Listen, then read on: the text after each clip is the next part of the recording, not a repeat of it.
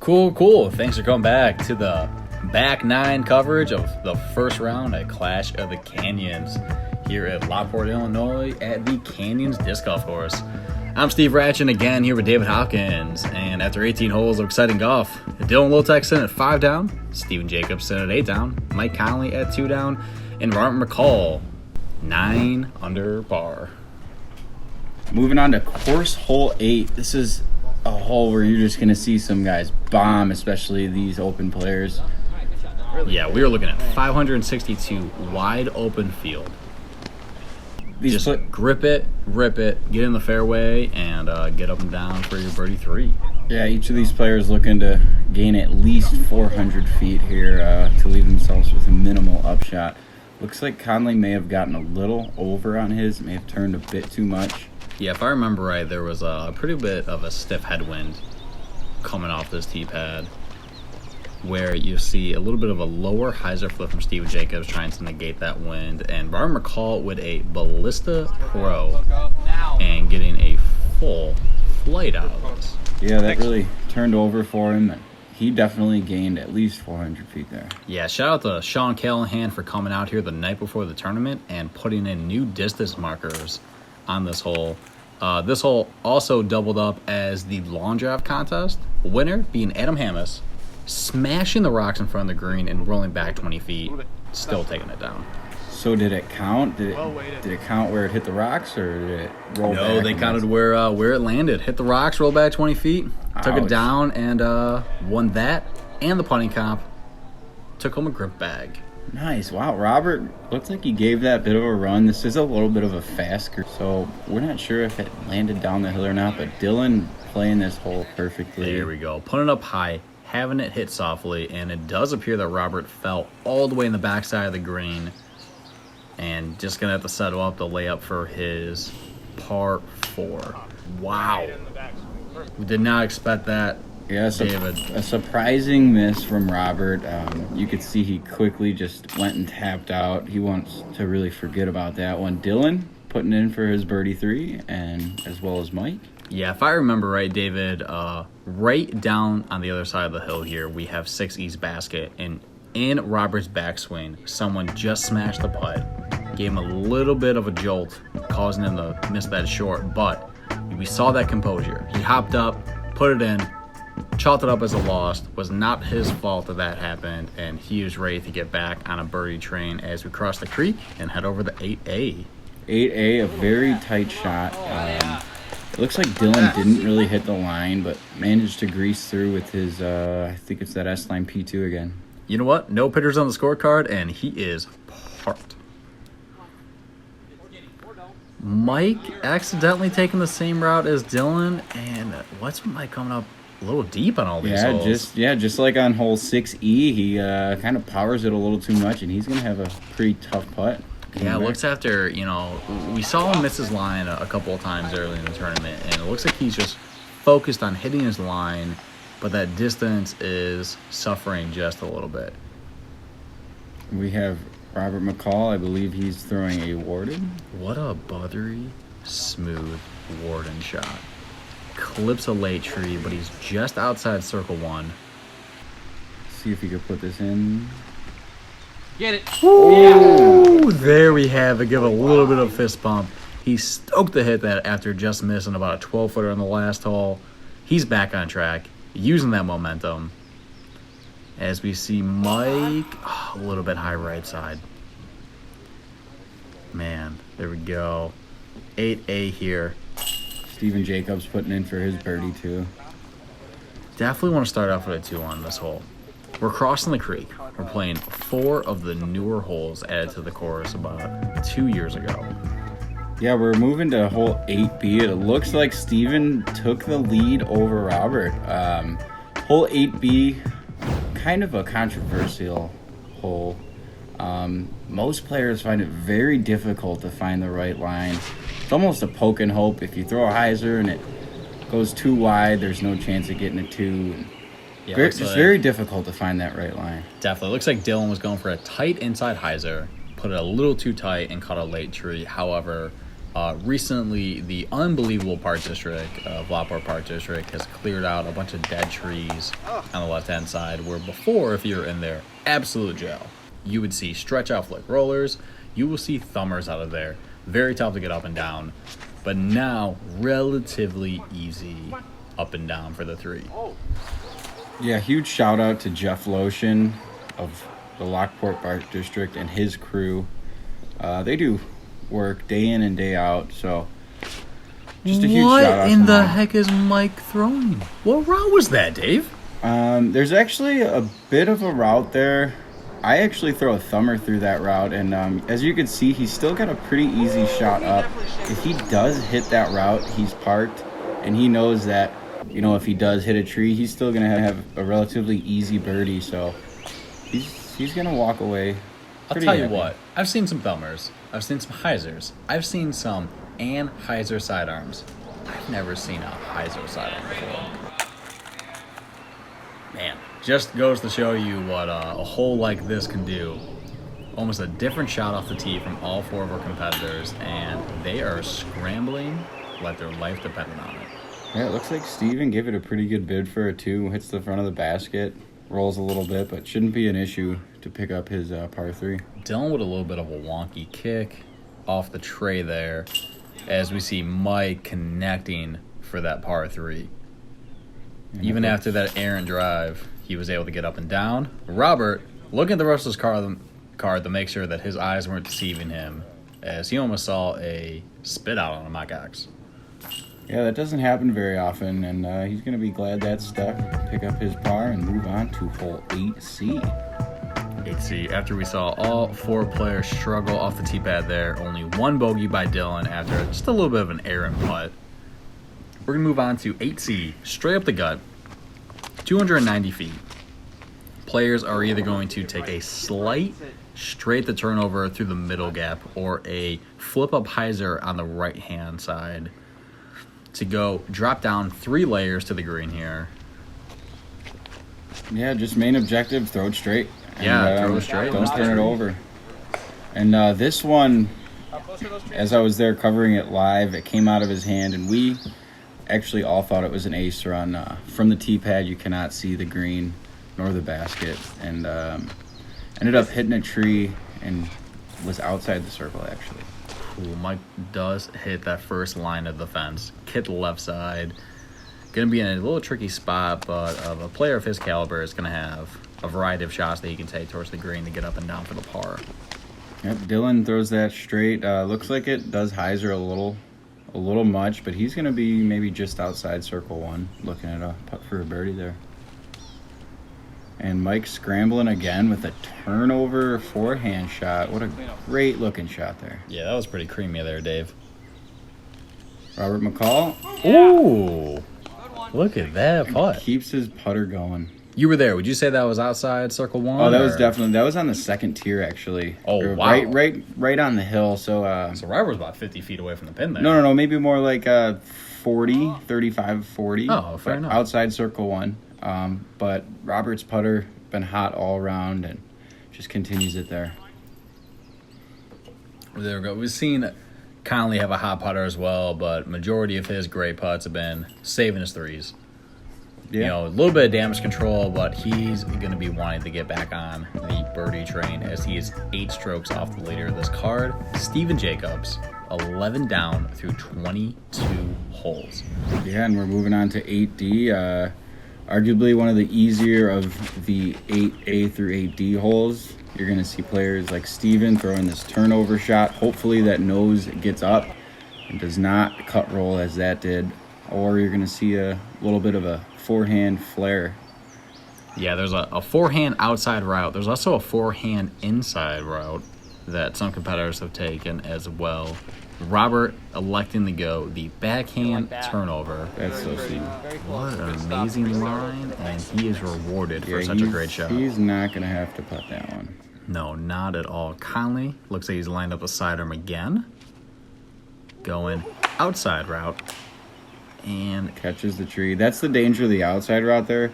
Personally, I like the inside route. A little more dangerous off the tee, but you're going to be messing with less trees down the fairway. If you take that outside route, you are putting a few more trees into play, and you may catch one as Mike did there. Exactly. Once you go for that inside route, if you get past that initial gap, it's like that bonus hole in a mini golf course. Get past it, and you are ace running every single time. Looks like we got Steven just outside the circle. Ooh, left side chains gives it a great bid there. There we go. Dylan tapping in for his birdie. And speaking of tapping in, Mike Conlee tapping in for his par. But Robert McCall, through his drive so close, he's going to be the very last player to putt on this hole, where he's going to take the 2, tie up Steven Jacobs, be 11 down through 23 holes as we cross back over the creek again to original hole 9 on the course. Yeah, hole 9. There's a couple of new routes now. Recently, the Park District cut some trees down because they were infected by the ash bug. Yeah, we had some dead trees that the Park District took out before there were any issues, and one of the purest backhand lines I've ever seen. Oh, he gets the red flag. Man, Anthony, as you've seen, noted, spotlighted as our broom guy on Keen of the Canyons coverage, spent his entire weekend out there spotting for us, helping out in any way that he could. What a stand-up guy. Absolutely, and it looks like Steven's going for the traditional forehand route. I'm a big fan of. They did cut some trees out, and it makes you want to take the inside gap on either a backhand or maybe a forehand, but I believe the traditional gap is the one to go for here. As Conlee does fight through the inside gap. Not sure if he was going for that or not, but ended up being rewarded for a pure drive. Yeah, and not surprising here. We saw this on hole 13 from Dylan. A very fast green. He just lays up. He's going to walk away with a 3. There's a raging creek. Well, I guess it's not raging today. The next day it is. Spoiler alert. But yeah, it's great to see that Dylan's composure has grown over the last few years, where Dylan, a very aggressive player, would normally run that putt 10 out of 10 times. But we've seen at least 2 or 3 times today where he knows there's 54 holes of golf this weekend. He needs to lay up. He needs to keep the damage control because he knows he can easily hit off the basket and roll OB and potentially take a 4 or 5 on this, when he's going to take his 3 and walk away and gain the strokes on the next hole. That's right, and Mike just coming up just short, hits the front of the cage, and he's going to be upset he missed a birdie there. Actually, I believe Mike is coming back for his bogey 4 with this putt. Man, that is unfortunate to see. Dylan smartly laid up, stuck to his game plan after seeing where his drive landed, took the par. We're going to be moving on to hole 10 here. We're going to be playing the B pin position, newly added in the last few months to the course here. Plays uphill to a slightly elevated green, 240 feet away, where the danger is not off the tee pad here. The danger is on the green. There's always going to be a swirling wind. There's going to be a death putt if you're not close to those rocks, where every single putt matters on this hole. That's right, and it looks like Dylan's lining up a forehand. He's got a great power forehand. It does play uphill. So Looks like he's playing a hyzer into the green. Checks up on the right-hand side. Steven going to want to mimic that line a little bit more to the left. And this is looking pretty good. Does it get the skip? Yeah, he lands right next to Robert's shot there, and they're both looking at some pretty good opportunity for a birdie. Let's see, Mike here. Smooth side arm, has the height, has the angle, doesn't have the distance. Yeah, it looks like these players should be circle edge or closer for their birdie putts. And here's what we're talking about. Very tricky green. There's going to be some swirling wind. There's a slight downhill as you go back towards the tee pad, where if any putt does airmail, there's a chance that you will have a 25 or 30 foot tester. That was a great putt there from Steven. I know for a fact there was a headwind there, and putting from 28 to 30 feet with a headwind, it's not easy to do. No, not at all. Dylan's lined up his birdie putt, wants to match Steven, and that he does. And Robert, no doubt. Whew, right over All the day. bin. That's going to count all day, David. And there we go. We had 3 twos on the B pin of hole 10. 1 bogey 4 by Mike.